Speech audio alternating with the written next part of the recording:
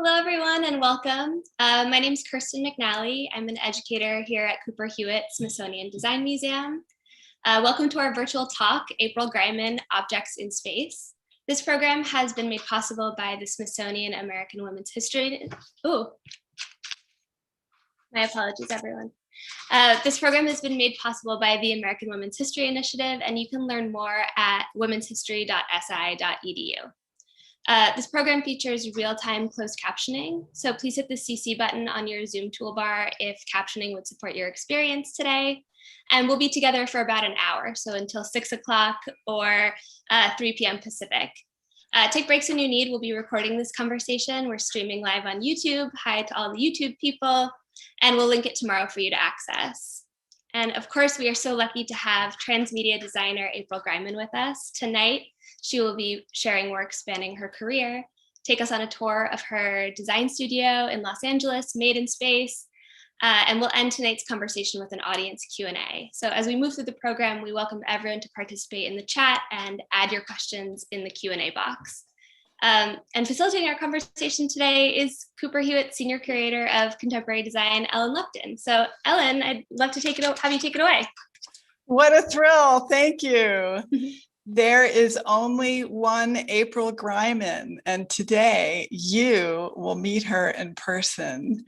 We're going to dive under the skin of her legendary work and experience it in 3 or even 4 dimensions. I want to start with just a few words of introduction for this amazing creator. April Greiman is a transmedia designer. After studying design at the Kansas City Art Institute, she enrolled at the Basel School of Design in Switzerland. In 1976, she moved to Los Angeles and established her multidisciplinary firm, Made in Space. Since then, April has left a blazing trail of pixels in her wake. An early user of the Macintosh computer, she embraced the glitches and goblins of digital media. She shocked the patriarchy in 1986 with her life-size self-portrait in Design Quarterly. April has designed practically everything: postage stamps, public murals, environmental graphics, the occasional logo and letterhead, and architectural systems from the inside out. She has a new book coming out this summer, WhiteSpace, featuring her original photography and written work from 25 women contributors. Like many of you here today, I have been awestruck by April for my entire life as a designer. She has earned 4 honorary doctorates. She has participated in countless exhibitions. She holds the AIGA Gold Medal for Lifetime Achievement. She has taught and lectured around the world. She's a consummate educator. Yes, all that. But never has she delivered a talk quite like this one. Today, we will meet April Greiman where she is, live, up close, in person, in her legendary studio in LA. I just can't wait. I'm so excited to be along for the ride. So welcome, April Greiman. Well, there I am. Ellen, woot! Here we are. We made it. We made it. Yep. Well, one of our big. You made it. I don't know if I made it. Yeah. As usual, the electrons are winning the war over here because we had our big main computer die on Monday, and then I had to switch. They're just afraid of you, April. That's all. I know. Oh well. But they usually win, so I guess I don't know who's more afraid, but thank you for that introduction. I'm humbled and embarrassed. Show us your work. What's up? Let's go. All right. So everybody just make sure that the 3D parts of this are very short and sweet, I hope. And so just go on and have them handy. And I very often will say, put on your 3D glasses, but I forget to tell you to take them off. And so a lot of Yes, my if anyone has 3D glasses, there are some truly 3D moments in here for you to experience. So grab them if you have them. Okay, so all right, I guess share screen time, huh?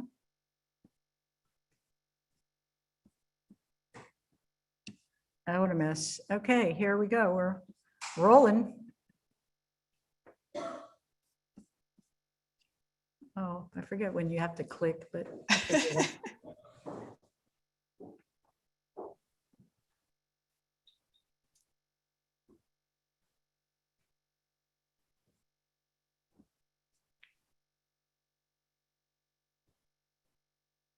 Okay, put them on. So this is one of the posters in our collection, April. Good. Cooper Hewitt's very proud to have lots of your work. So what is that?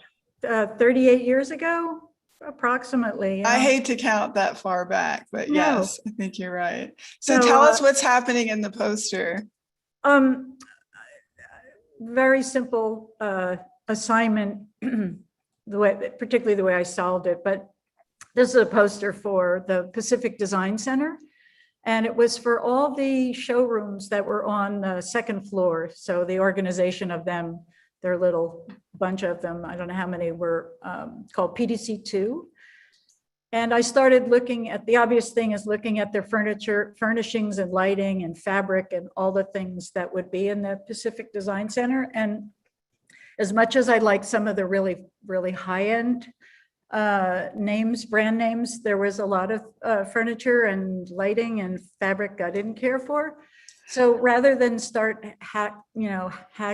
haggling really with everybody, I just decided I would go much more abstract or much more symbolic. So I have a piece of fabric and a piece of marble and a line drawing of a chair. And I just escaped, the fate of having like a month of argument over which piece of fine or ugly furniture would go in this. And since I just was very curious about, this obviously precedes the big rage of 3D some years ago with television and all of that and movies, but I just thought, all of these are objects in space. And so I did this 3D poster, and I have no idea how I found a consultant or any of this. It just, I can't remember, but it was a lucky thing that I was able to find these fabricators and printers that could help me, including the custom glasses. So, you ready? Great, yeah, fantastic. Yeah. Most of my stories or answers or responses will be pretty silly, Ellen, but you already know me from, from other things, so. Pacific Wave exhibition at the Fortuny Museum in Venice, Italy, also in the 80s. Is this going to jump back? Okay. So it all really began with that, you can see that little black rectangle that has about a dozen pixels. So obviously the concept Pacific Wave, but I addressed it, the poster for the show, as Pacific Wave, obviously the wave, literally, surfs up kind of stuff. But I also, the electronic wave, the digital wave that was coming from California. So it's really, again, another simple idea. It's that little black rectangle enlarges a little group of pixels. And then like Eames' power of 10, I don't know, I'm not very good with certain powers of or exponential kind of mathematics. So this is my constantly enlarging those to have, like you're almost catching the wave or you're in the wave. Very simple. How did you do the type? How did you create the type on a curve and the type moving in space? I guess that was very early Photoshop. Because very early. This was 87, so maybe it wasn't. I think Photoshop came out in about 89 because I took the first workshop with one of the designers of it.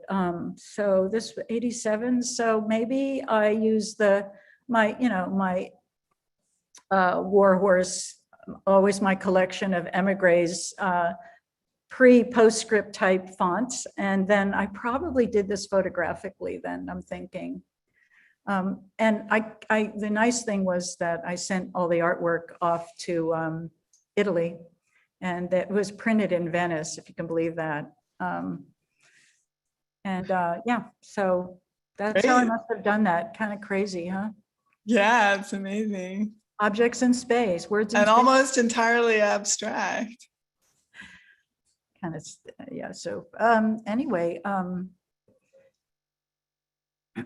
then this is AIGA was the annual competition, Communication Graphics, and I was the chair of this committee.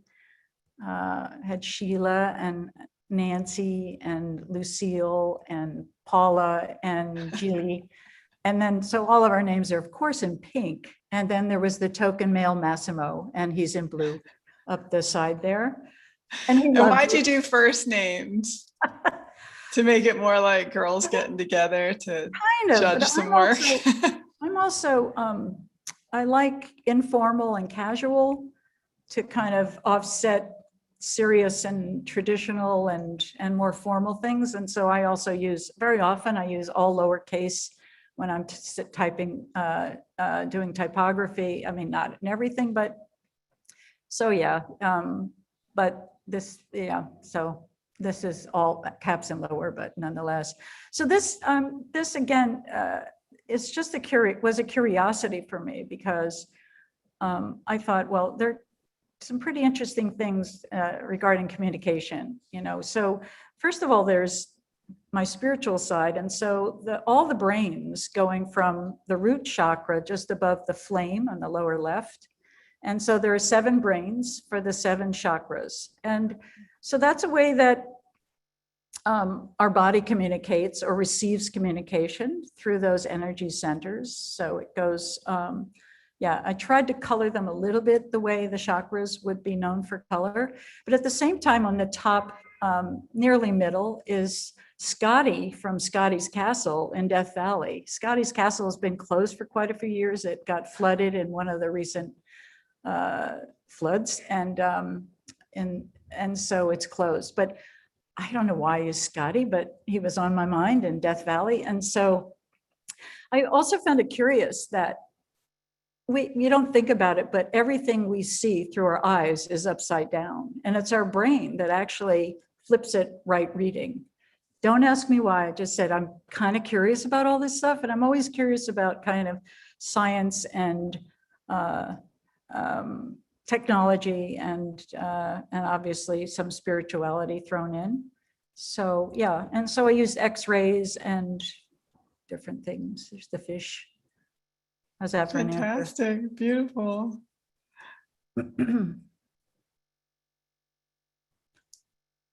So this was the poster for, obviously, the modern poster at Museum of Modern Art, and I won the competition, which came as a big shock. I don't usually win things too well, but this was a lucky day. And so for me, the modern poster was television at the time. That's really how we were getting our information, our events about culture, and, you know, in addition to news, but, you know, public broadcast and different kinds of programming. So, and then working with my incredible collaborator, but really kind of my creative director and advisor and techno guru, Dale Herigstead. This goes back some years ago, where we're starting to explore some preliminary things with augmented reality. Wow, so you took the pieces of that poster and put them in actual space. Yeah, and Dale is just, you know, the genius amongst us. It's really amazing to see that implicit architecture where you collapse, you know, space and typography into the surface of the poster and just pulling it apart and letting it become real space. I've always thought, I mean, there's been nothing two-dimensional for me. I've even thought of a business card as being a space. And so Dale recognized that and just said, let's get this into space. So he's just been pioneering and crusading to get this to where it is now. I can't show you everything we're doing now, but I will show you a little bit with his stellar team and people from my studio too. But for me, this is thrilling. Like you're immersed in the space and in the information and in the communication. So yeah, so I think it's that time again. Put on your glasses. I will try to do the same. Now I can't see my. I look better with these glasses, I know. We all do. Oh, you guys are missing it at Cooper Hewitt, let's face it. So these are the elements from the same poster, but Correct. now Oh my God. filtered through 3D technology. Whoa. Particularly the typography. I mean, the letters, the modern poster that spiral in and out are just flying over your head. So, okay, you can take your glasses off. It's kind of sad, but the rest of it, it makes my type look pink, which is good.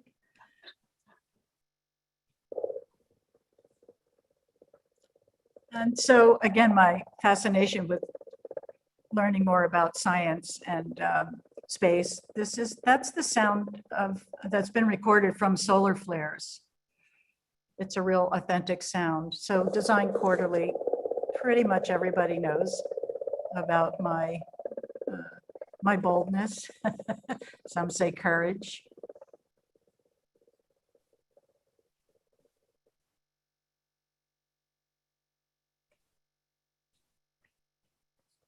And this is the amazing poster from 1986 in Design Quarterly.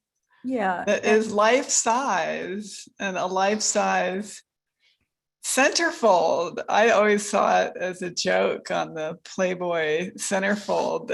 Wow. This one, you just fold it and unfold it, and there it is. It's as big as April. It's really amazing. So what people don't know and why it's been in exhibitions really all over the world is that it's a video image. And I've had my own professional video equipment since the early 80s when I was at CalArts. And so it's actually a video graphic and then computer graphic, and it happens to be offset lithographed, but it really is more for me about video and computer. So in the late 70s, but mostly early 80s, I was already being slammed pretty hard for not being a graphic designer, that I was an artist kind of mucking around in the design field, and some encouraged me to leave. I won't share names, but I hate to think who, April. So this is the latest foray from Alt DQ, the team. I think I talked right through their credits, but Dale Herrigstad, Jackie Turbin, David Begetzi, and then my people, Hector Torres and Jay Shang, and sorry, Jay, I always say your name wrong, but and David Pentland. And so. Can you play it again? I can try. I hope it doesn't, sometimes it chokes the. Yeah, okay. I know. Right. Let me go back and see if we can. I do want to, I think, okay. We'll see what happens.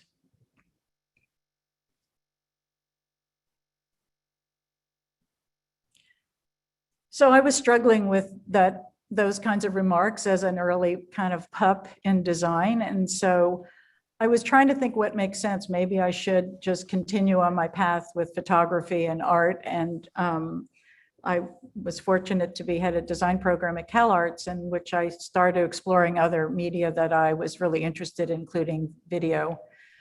And I got the bug for video, bought video equipment, But I was asking myself a question of what made sense for me. And then I found in reading something from Wittgenstein, the Austrian Viennese architect, in so many words, if you give something a sense, it makes sense. There's another parallel for me with theoretical physics, but I won't go into that now. But so I started just thinking, you know, well, what would make sense? And Mickey Friedman invited me to do an issue of Design Quarterly. And so this was my homage to, I won't say the word I'm thinking, to those predominantly men who told me to get the hell out of the industry. But my response was not only saying, you know, if you're sick of me already, then here's another version of me. And so there's the crew for, we call it Alt DQ for Alternate Design Quarterly, that's in now the AR realm. Incredible. And what's incredible to me is that it's all there in the original. Yes. That you're just pulling apart the elements that you had put there to begin with and creating a new experience. And I should say that on the left is a really old interview from Archie Boston, who he just happened to interview me right after that came out. So that would have been in 86 or 87 when I did this piece. And so I do like his video, because on the piece, I don't call it a poster, but sometimes I have to, because it behaves like one when you finally get it. I mean, it folds down and goes in a slipcase, but there is also was a special edition printing I did with myself flat. But when I started the project, I do have curly hair. And when I started, I had my big, thick curly hair. And by the time I finished working on Design Quarterly, I cut my hair, kind of going unisex there for a while. And so you'll see me with like this giant short hair. So you'll see it again. So the backside is all pure video and color, and was all video imagery, not generated through Macintosh, except maybe some of the fonts on the left. Uh-oh, see if it's still working, Ellen.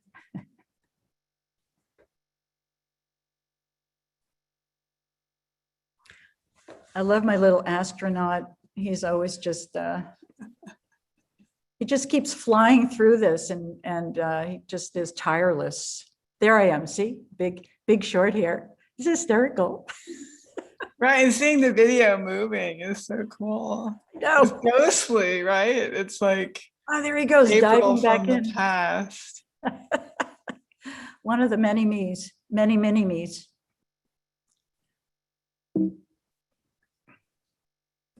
Uh-oh.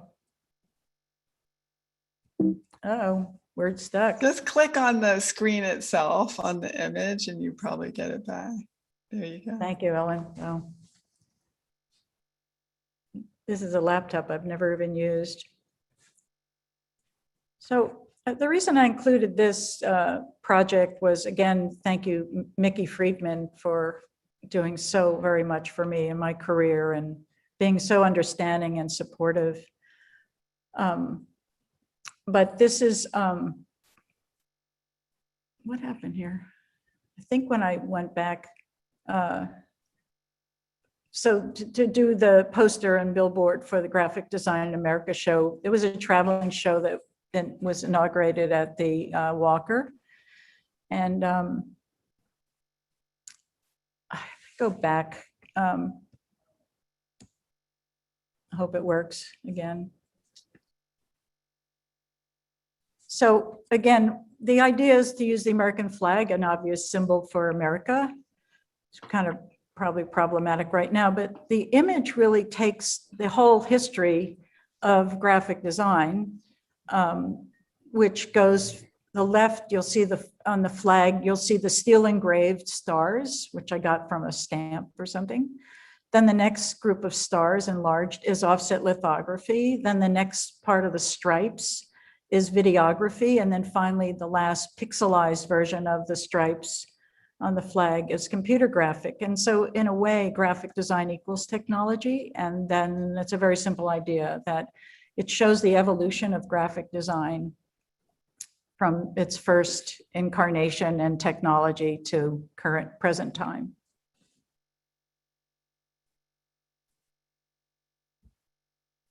I remember seeing it in Minneapolis in 1989. I think that was very early Ellen Lupton designer days, huh? Yeah, I was involved in that show too, doing Yeah, research and writing. Yeah, I know.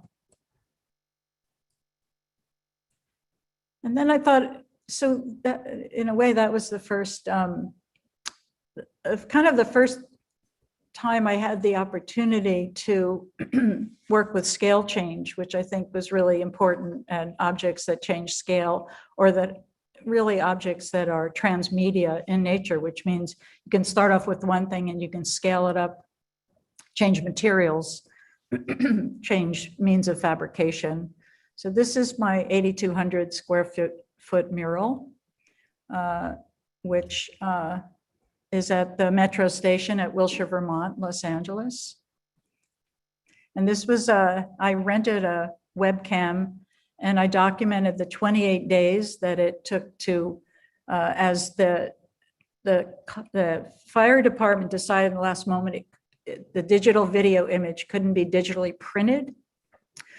And don't ask me why, what the saga was about, but we ended up having to oil paint it. So it took 2 men that I hired on a lift to paint this for 28 days. So I'm a big fan of this video. It's very low res because it's a webcam, but it's pretty remarkable watching the light change. They worked from sunrise to sundown pretty much every day and painted this. And now it's up for, it's going to be refurbished. And I think I'm going to be able to, because vinyl and the adhesive and all of that isn't an issue so much anymore with fire department and also with cultural affairs. So I think it's going to be printed digitally as it should have been and adhered to the building. At least that's what I'm praying for, but that's what's in discussion right now.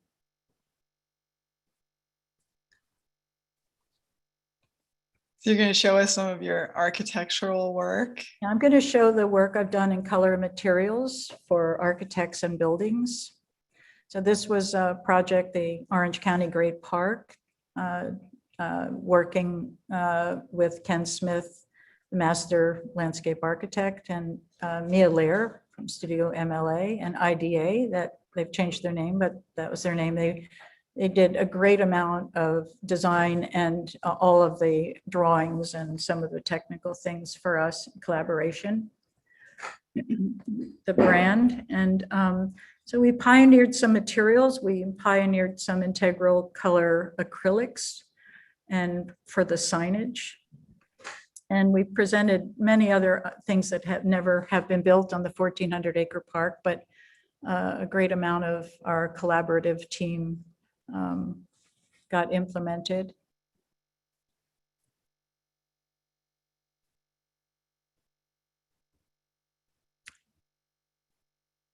That's Ken Smith's walkway there.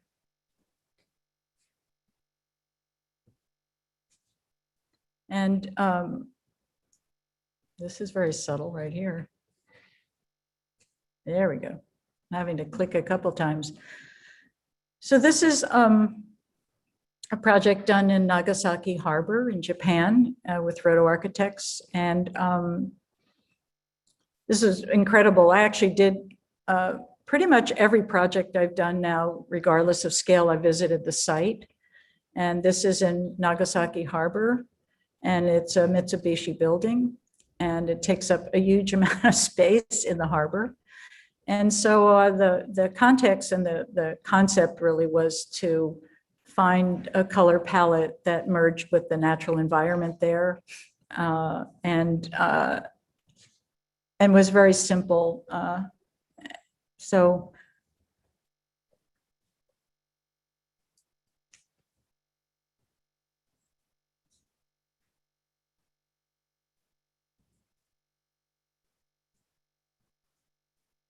what is that sphere made out of? It's all made out of steel, like the ship, because Mitsubishi builds ships, and so it's all shipbuilding And technology. is there something inside, or is it purely an object? It's a 4-story observatory that you can go into, and so the residents of Nagasaki Harbor, who have lost a great deal of their harbor due to shipbuilding and industry, have regained some places. And you might have remembered seeing the kids reaching up to the sphere, orange sphere. And that's like a dry roof garden, but kids are up there, and the public is allowed to actually enter what would normally just be a dead warehouse. And so that space really was programmed by Roto Architects to have more than one purpose. And it's a very popular building in Nagasaki Harbor. And this is not a heavy concept, but it's, again, Roto Architects, Madame Tussauds on Hollywood Boulevard. And I mean, it was kind of a difficult thing trying to find a palette, but I was responding, the main color, this kind of tinted zinc panel that responds to the, what do you call it? It's not the spire of the Chinese theater. So it's a complementary palette, very simple, but it's a really pretty beautiful facade of a building that Roto Architects did for this museum.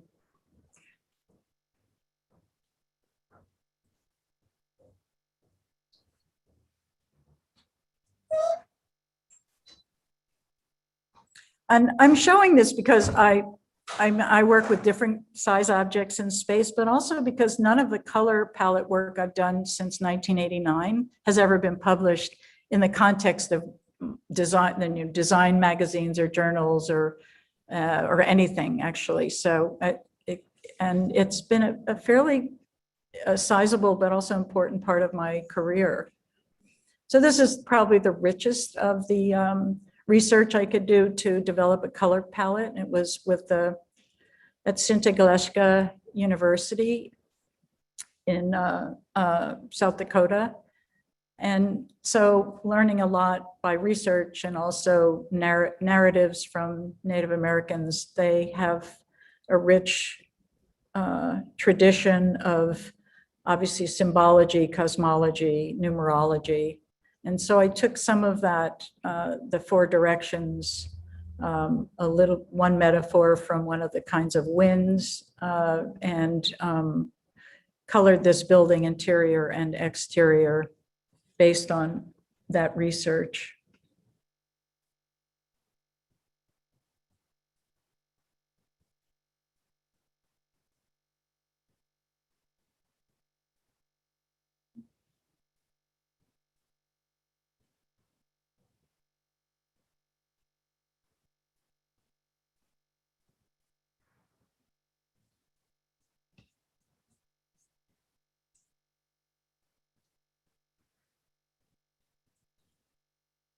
Incredible photography too. So again, when I work on color palettes, I tend to not use, Martha Stewart's trending colors, but to try to, not all of my projects have I been so fortunate as to work with the Lakota Sioux, but I always work from a concept base, and that drives it, and it's always influenced for me by the natural site. And so, like I said, to date, I've been lucky to go to visit all the natural sites, or the sites of where these buildings will be. This is a little arts colony off the grid in Temecula, California. And sadly, the cabin, there were, I think, 6 cabins, a musician's cabin, an artist's cabin, a writer's cabin, and there were, the one artist cabin sadly burnt down. And so Roto Architects with some interns did a design build for this cabin. And it is sacred land.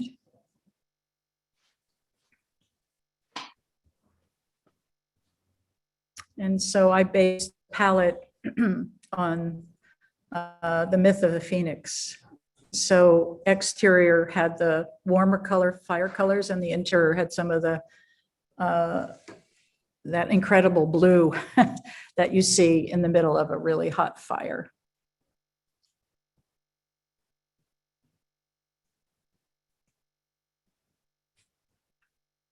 Sadly, in one of the fires in Southern California, some years later, that all 6 cabins in the whole arts colony burnt to the ground. Oh, no. So, yeah. So, April, we should start touring your studio. Oh my gosh, really? Can you take us around? Yeah, can I have We're 5 so more- intoxicated by the color Can I- behind 5 you. 5 more minutes. How about 2 more minutes? Okay.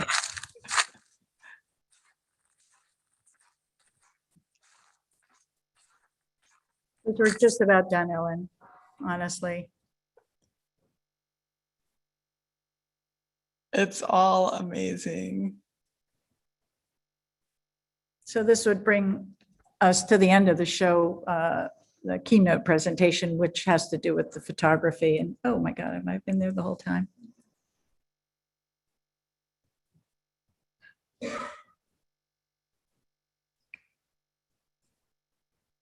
So this will be printed in about 2 weeks, and then we'll be shipping this book hopefully in a month. And go to aprilgreiman.com to see a little bit more about it. And these are the 25 women contributors who, without knowing who each other were, I don't know if that's proper English, or what any of my photographs looked like, were so generous in contributing 350 words or less with the theme or the topic or the words white space, one word. And a collaborator and inspirational figure for me is Lori Haycock Macula. It works. It works. I know. I'm going fast, Ellen. Everybody wants you to just keep going, but I want to see your studio and share that. So, oh, it's really beautiful.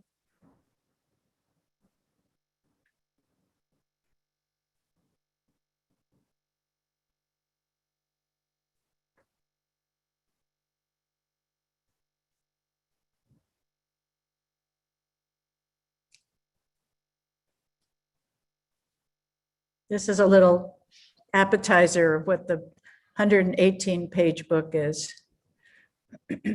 And Kirsten has put a link in the chat so people can check it out. Oh, that's nice. Yeah, an instant design history classic and collector's item. Ellen, you're hired. I want it. Thanks, April. So you're going to take us around? I may be, if you stop asking. I'm starting to learn how to get you to do stuff. I'm going to turn my camera off, and April is going to show us her world. And you got to turn the sound off on your laptop. All right. I hate this. What am I doing?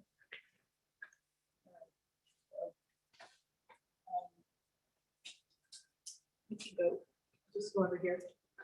Just go pan across here. No, not that way. You're supposed to be here. Go that way. Wow, I can't believe this. We're there with you. Yeah, here you go. Go this way.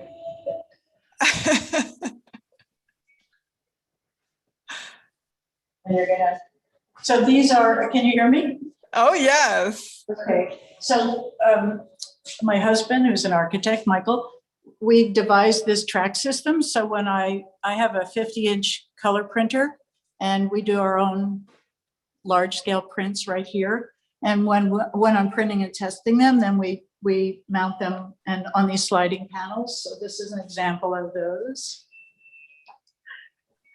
And this is a rug from an exhibition in the UK in London with a group called Auto Italia.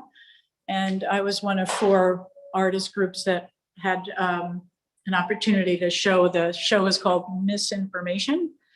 And mine had to do with atomic atoms and internet and other misinformation. So that's a printed rug. Don't show this. Keep showing me this again. This is from the Great Park, the acrylics that we worked with to use on the signage. And there's the paint palette. This is the tile from the Cerritos Center for the Performing Arts, which I did it started in 1989 with Barton Myers, architect, and then it's a huge theater in Cerritos. We worked with them for 4 years. Let's see. Yeah, too much junk in the back there. Let's go towards the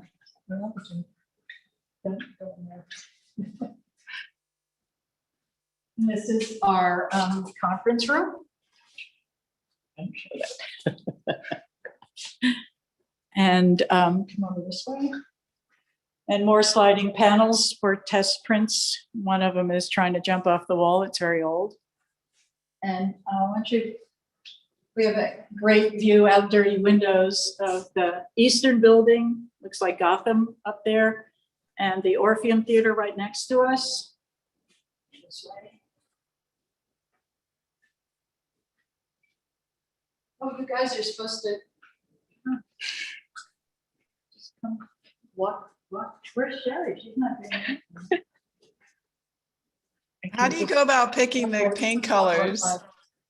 And then in 2 minutes, whatever's on sale. No, I don't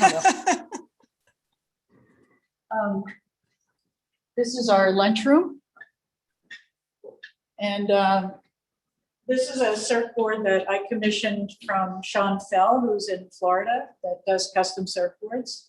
So I actually sent him a gradation and the colors of resin that I wanted him to use for this Surf's Up table.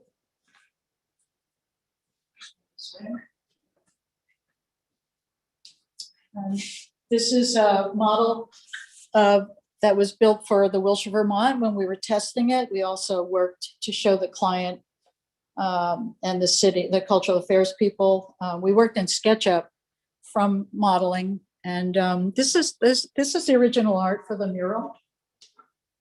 2 still video images. Well, it's one image that is painted on the 2 walls, kind of like that. You can see our great view out of downtown LA, and you can rotate so you can just see that. This is one of the 19 images from my drive-by shooting exhibition. One woman showed photography at the Pasadena Museum of California Art. Down the floor. You guys are walking through and with the blackness nearly enough. Just walk right in front of it. We're going to go. Sherry's checking out.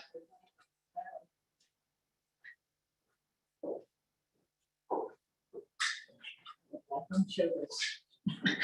So this is you're going to see, shoot over there, and then you can come this way.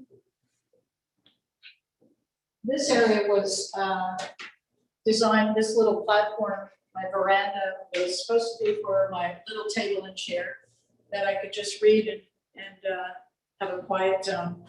But it's now filled up with a flat file, which I built for my large prints.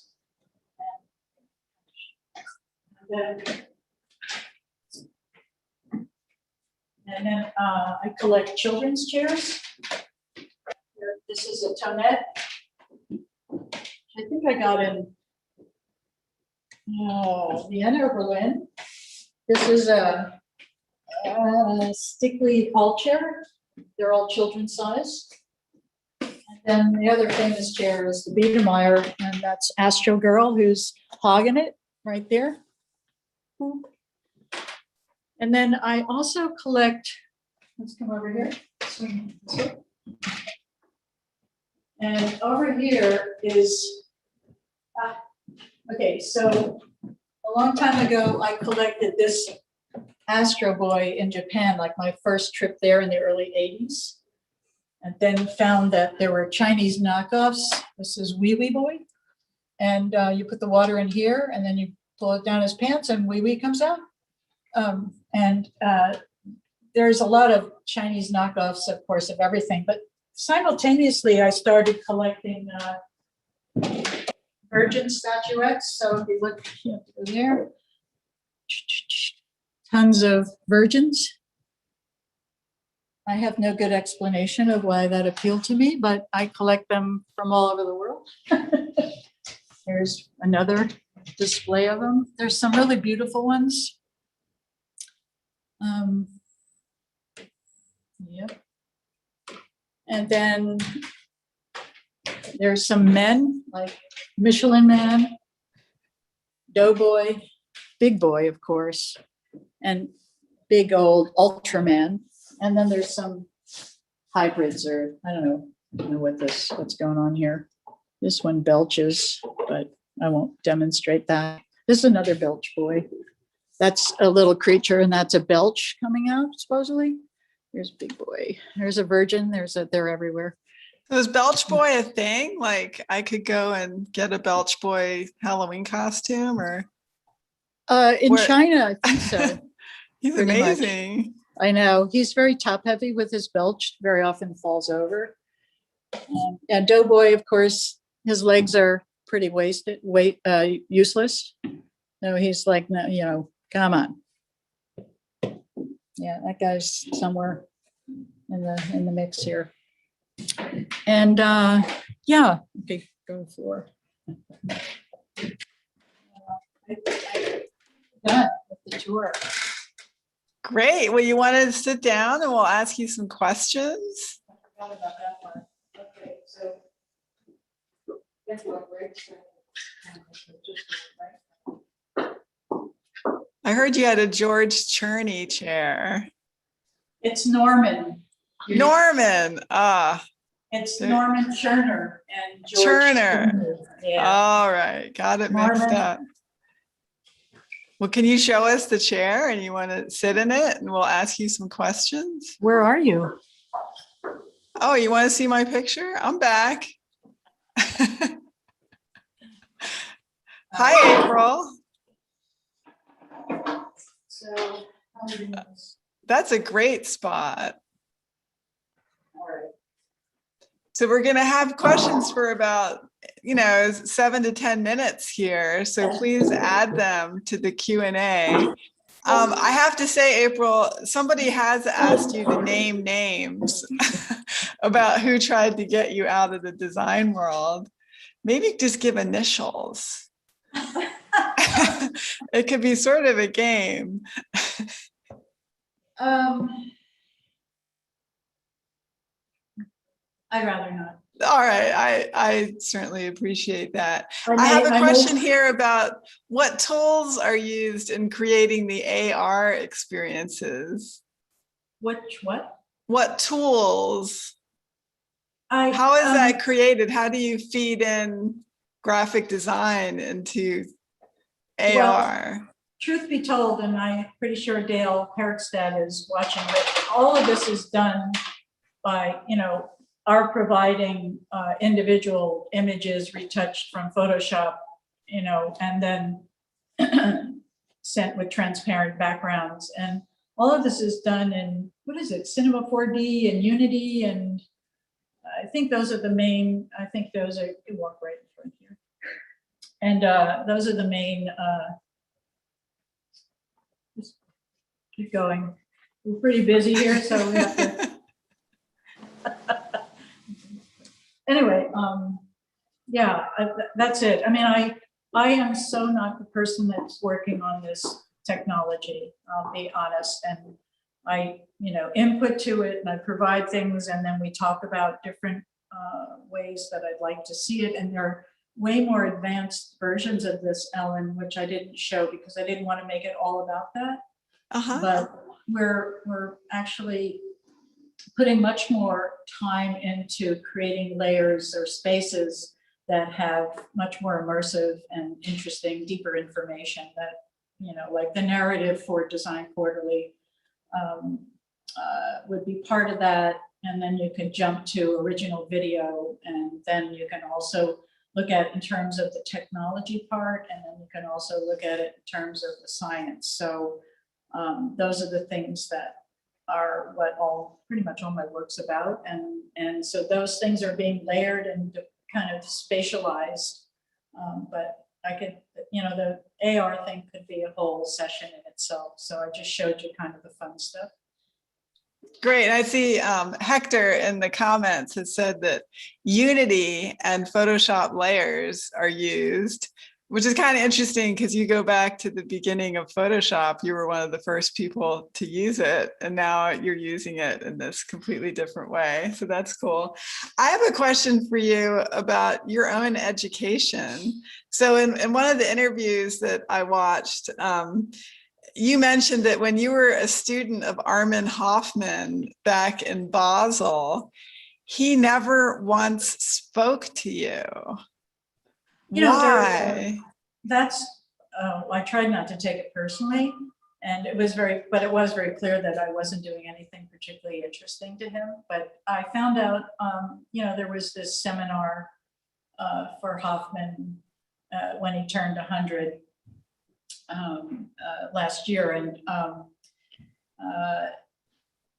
I found out from other interviews and published pieces in the print work that came from that like my teacher Inga Druckery, she was and Hans Allemann were my teachers in undergrad school, and I found out that he also never spoke to them.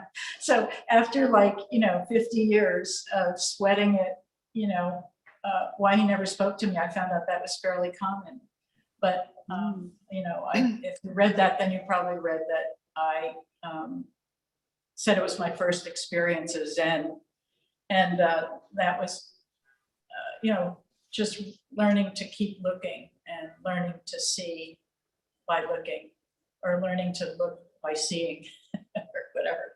And yeah, but when I started finally working on color and the assignment that he gives to everybody, and that assignment, there's no deadline. You can work on that for 5 years, I think. But when I finally just kind of propelled myself in working in color, it was the first time he said something.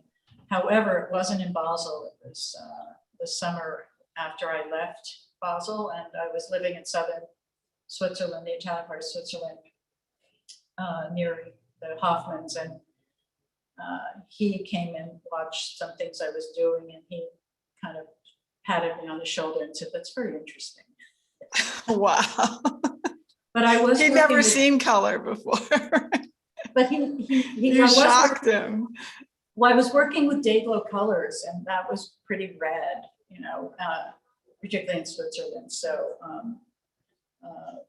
anyway, that's good. So we have a lot of students here today. Welcome, students. And I have a question from Sophie. What advice do you have for a student getting ready to enter the field in an industry that's really client controlled? How do you stay true to yourself?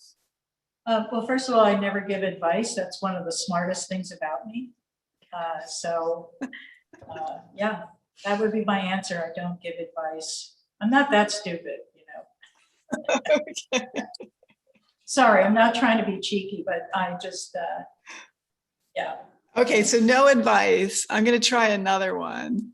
Do you tell secrets? Because we have someone who wants to know the secret to continually embracing change and new media. Martinis. No, I'm just, you know, I'm just a very curious person. I mean, I have an insatiable appetite for questioning and trying things, and technology has been a perfect vehicle, literally, for me to try things and explore things and look at things that in a way that I haven't before. You know, there is the artist in me that is always just trying media and trying to, and making a mess and trying to dig myself out of that, clean up that mess. And it's just in my nature. That's great. And we have time for just one more question, and it's a question about inspiration. What inspires you? Are you interested in any contemporary design, or do you look more to art and philosophy and the landscape? What inspires you, April? Pretty much everything but design. Everything you said, except, I mean, design, of course, you know, there are so many good designers and so much good design. And but I am more inspired by music and art. I think I like art more, or music more, because I think that it's a unique way to understand yourself by looking or hearing others' work and other forms of art. And it's, you know, without a commercial agenda. So, and it's not that a lot of really good design doesn't embrace that. And I feel like that's what my design is about as well, like to just take it beyond the brief or beyond the budget or beyond the deadline, to make sure that there's a deeper thing that I'm investigating as well, that has a meaning to me. That's beautiful. And somebody pointed out that clearly nature is also so important to your work, and seeing that Totally. the landscapes. I was going to say, before you offered all those other things, that, you know, if I'm really down in the dumps or I'm just like exhausted, then, I mean, I think I'm pretty well known for a zillion shots from Death Valley or from the desert. In fact, I owned a bed and breakfast spa motel in Desert Hot Springs for 21 years with my husband, Michael. And it was a way to, you know, actually access the desert, you know, own a little chunk of the desert, and also to have that hot mineral water. You know, looking up to being able to see the Milky Way. And that is probably one of the most rejuvenating for me, the most reinvigorating. Amazing. Thank you, April Greiman, and thank you everyone for being here today. It was really legendary. It makes us see our collection in a new way through your eyes, and to see you in your space. We just feel so connected to you, and we really appreciate your sharing so much of yourself today with your followers who just love you. Well, there's got to be a couple for sure. Yeah, you should see all the love in the chat. It's really stunning. Do I get to see the chat, or are you just gonna? Yeah, I think we can save the chat and share it with you. It has names of people who are here and who have just been stunned and astonished by where you've taken us through your work. It's really cool. So hi Lori, hi Ilaria, hi Donatella. Those are the ones I know are part of this and have been so great to work with me on WhiteSpace, and many other incredible women, Frances, and, you know, it goes on and on, but I'm just saying hi. Okay, I'm gonna sign off and just say goodbye to April.